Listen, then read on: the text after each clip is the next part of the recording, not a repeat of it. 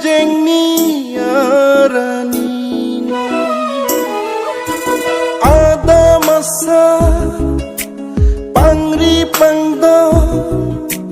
jeng toy jengni arani nikai kang hon suri panopi lanang pansi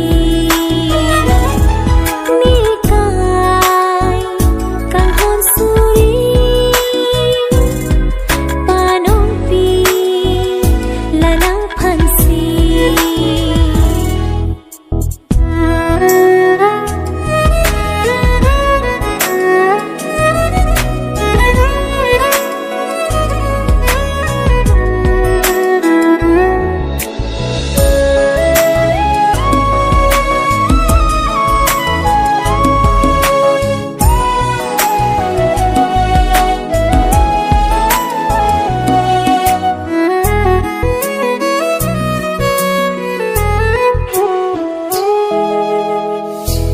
long bihar long bi aro ning thungsi bini ne adam pu nangke adam pi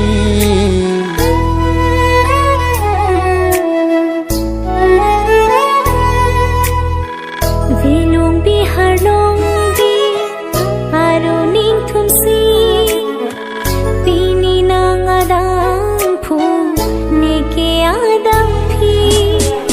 kang honate mo along itung ka bochilo nang nang man ri cho nikiri cho pilo nikai ding pi bole ache thi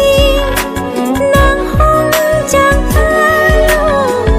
odai lo ne kisum ke boy go ta me non thia reng rap la ne kaya long se me doa deng lo pini sulang dorana ni hua kengri nika kang hon suri panong pi nang pansi ada masa pangri pangdo jeng toy jeng ning arani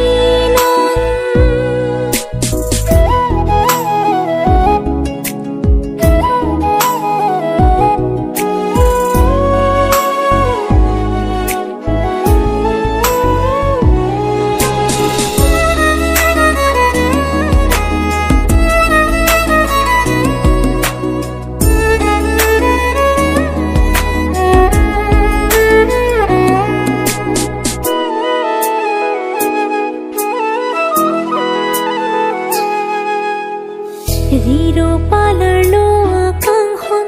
pini cheo chi ko son singwe pini run ho ong ori penro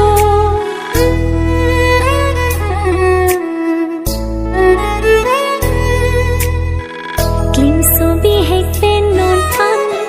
pu ana kang hon ke o pini pen ne long le lo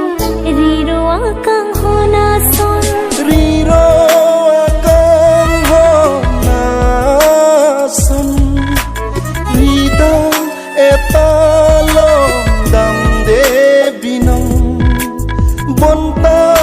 itu makang hon thirklong padu re kang hon kaya long senche don klong lai tungang bong kang hon thirklong poche ji along